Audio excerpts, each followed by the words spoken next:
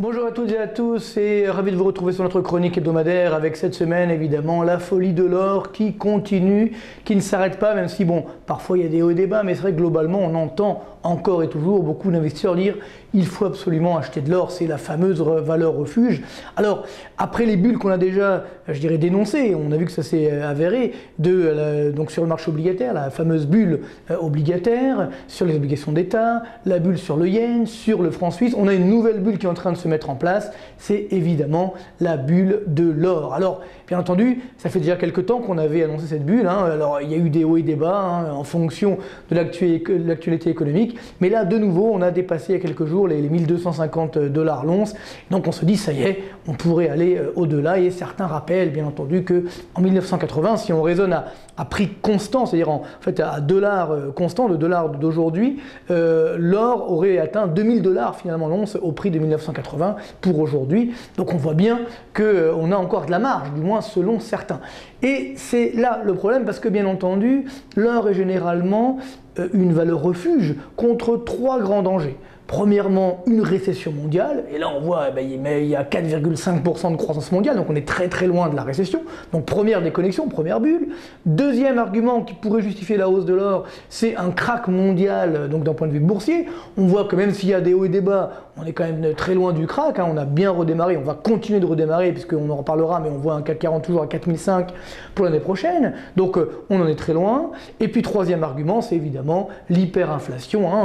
Dans les années 80, il faut se rappeler qu'il y avait ces trois arguments. Il y avait une récession mondiale, un krach boursier et surtout une hyperinflation à 12-15%, alors que là aujourd'hui l'inflation est largement sous contrôle, autour des 2% un peu partout dans le monde, et or et énergie et produits alimentaires, on est même autour des 1%. Donc il n'y a vraiment pas de quoi s'inquiéter. Même en Chine, on voit que l'inflation hors alimentaire est autour des 1,5%.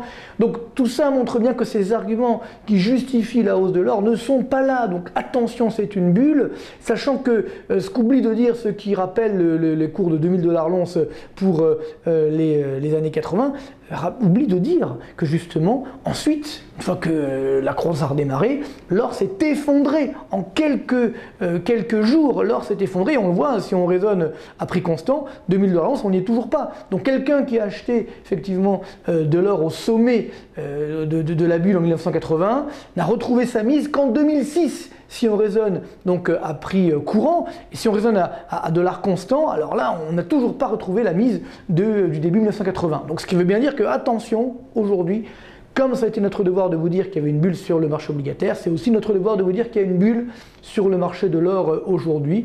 Donc prudence. Alors ça ne veut pas dire que l'or va arrêter de monter, pour une raison simple, c'est que justement c'est à la fin de la bulle que les mouvements deviennent de plus extravagants, et parallèlement il n'y aura pas non plus d'effondrement de l'or, parce qu'il y a toujours une demande très forte de la part de la Chine, de l'Inde, etc. Et cette demande va aller croissante. Donc ça va empêcher l'effondrement de l'or, mais ce qu'il faut savoir, c'est que selon nous, l'or, le bon niveau de l'or, c'est autour de 1000 $ l'once, pas beaucoup plus, et dès qu'on est au-delà, on est en bulle. Il faut simplement le savoir pour ne pas tomber dans le piège comme ceux qui ont malheureusement acheté de l'or au début 1980. Ils doivent encore s'en mordre les doigts aujourd'hui.